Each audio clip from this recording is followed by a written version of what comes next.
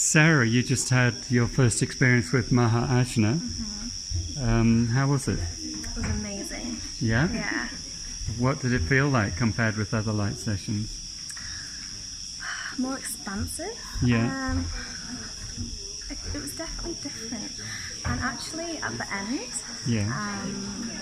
you said it puts you into a dreamlike state, and I literally felt myself like, I don't know what happened, but I kind of just felt myself like my head like dropped back, and then it was like, and then it stopped, right? Yeah. And I was like, I came back, but Well, that was only a 9-minute session, but yeah, it was pretty cool. cool. Thank you. That's And a really really nice experience. Beautiful, especially like doing it at night like this in this setting with the little lights on the floor and just the whole setting and the group energy.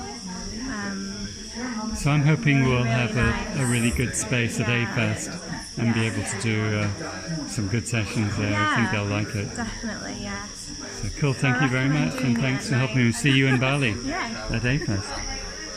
Okay, could you tell me your name? Hi, I'm Jen. Jen.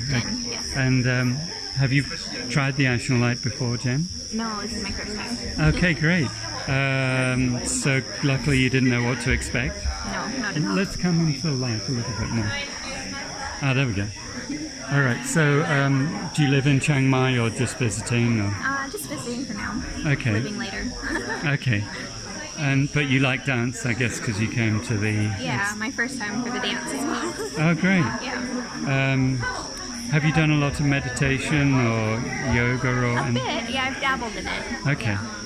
And was it fairly easy for you to get into a meditative state with the light? Yeah, I would say so. Okay. Easier than other methods that I have tried. Okay. Yes. Well, thank you very much for coming along. Okay, girls, you're on. Okay, tell me, what was your experience? I'm still trying to come to terms with it. I think it was, I was saying, it kind of, I don't know, awakened a third eye and brought me back to drug-induced visuals, but in a really positive way. Yeah, because it's endogenous DMT, it's not a chemical that you have to exactly. detox. And now you're right back. Especially post-ecstatic dance. Oh yeah, that. You know, before I was thinking with you, well, do we do this first or second? And it became really clear. You do the dance, have your fruit, and then do this. And it's like, so thank you. That's great. It was really something. I kept seeing like this beam of light, like scraping things away. Really? It was awesome.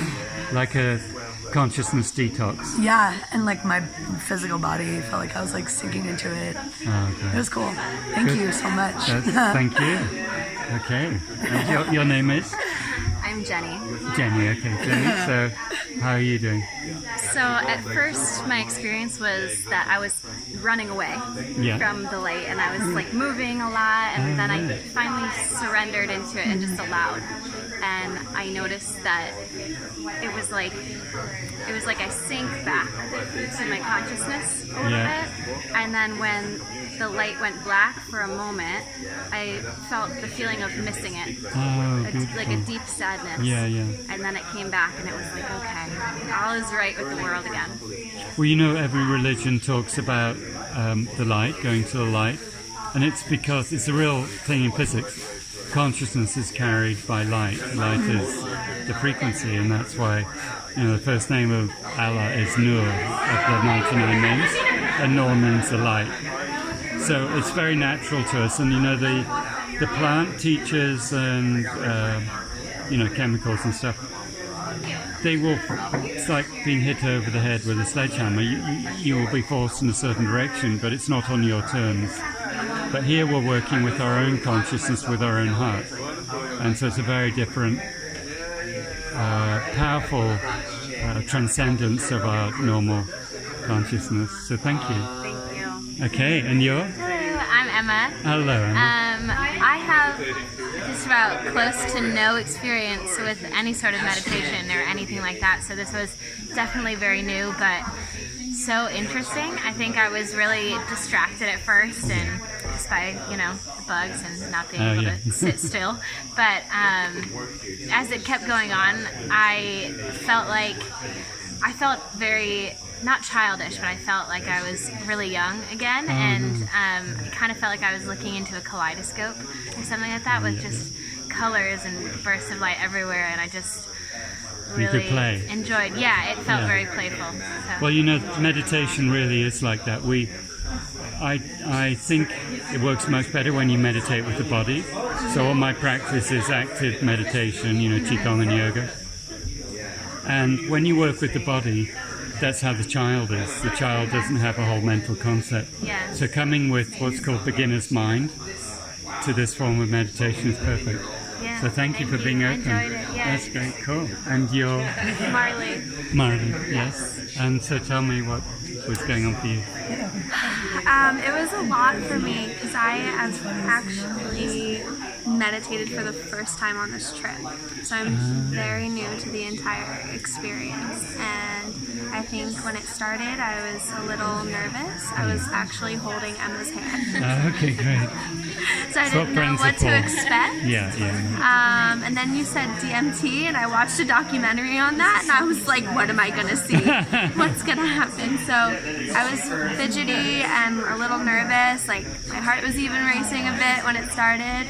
And then I just decided to like sort of make myself calm down, and I like was focusing on my breathing, and once I did that, there was something about it that was just like really peaceful, and now I just feel like super like relaxed. I don't know. Great. Well, you look very integrated, like your whole system's come back to center.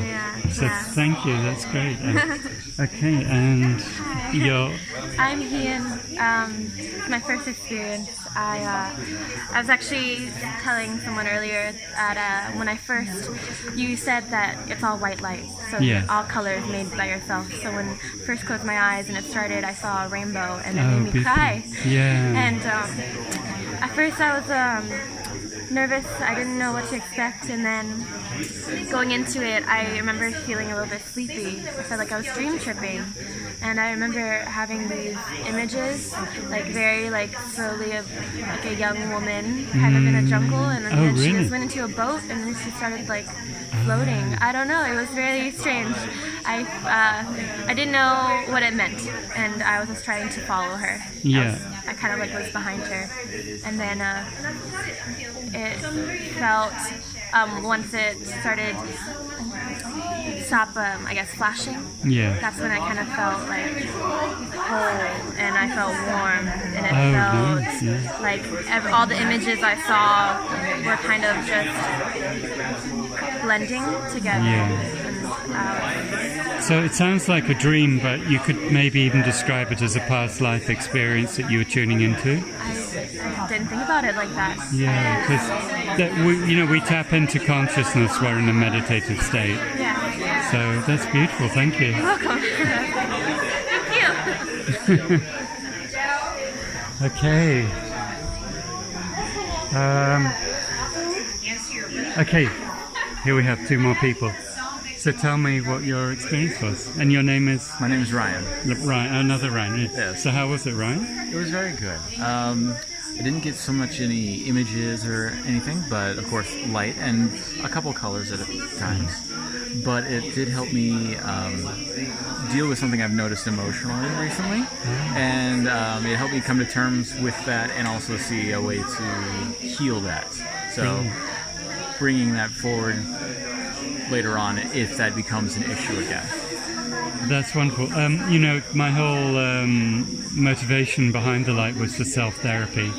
So I call it light self-therapy because I've been a therapist for many years, and I prefer people to do their own work. And this is like a mirror of consciousness, where if you have the insights that you have and the experience, you can really use it, and then you're not dependent on others to sort of quotes fix you, which never works. Yes. So beautiful. And for many people it's a feeling experience. Some people it's very visual. People who do the light a lot, they'll go through the DMT visual thing, and then they're just in the void and just like you're being cleansed in quietness. So thank you, Ryan. Thank you. And here's the infamous David. Hi, I'm David. This is my second time experiencing the light. Yeah. I really want to get more into it at this point. I feel like something happening, but I'm not really sure what. I don't know.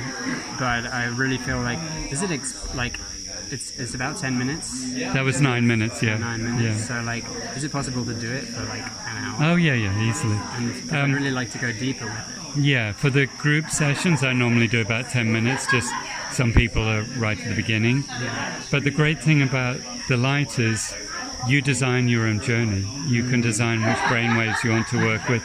You design how far you want to go. And then when you're done, you come back. You know, it's not like you have to throw up for another day or something like that. Yeah. Yeah. It's like it's a quicker way, or not let's say,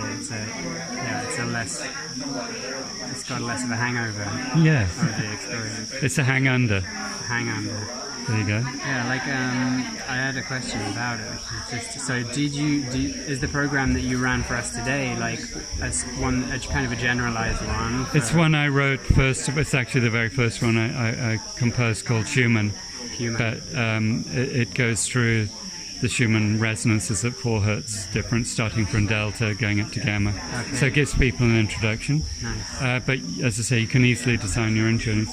And Can you have it so that you could live adjust and go, wow, I need more of that delta right now? And I've toyed with that, and I actually programmed some bioresonance, but it actually turns out I find it was better just to have stochastic, so you can get different journeys each time. Mm-hmm. And biofeedback, the problem is the ego can get involved. And so this way is just open the door, you get what you get, done. So Rather than open the door, move the furniture around, kick the cat, and then leave. You said that we should be in a yin state. Is that like a receptive state? Yeah, just that. Generally that's best because we're so yang all the time. And you're planning to do some cacao ceremonies with the light, probably? Yeah, well, that would be great. Like, Yeah. So we'd be doing, I think, like if it goes to plan, it would be a cacao ceremony where we come together in a circle and do the cacao, and then have a session with the light, and then from that go into a dance ceremony. Brilliant. Okay. Well, it would all be part of the same ceremony, Yeah. and then have a dancing session, ecstatic dance, and then really let out whatever gets begun by that process. So, Wonderful. yeah. Well, thank you. And here's the crowd.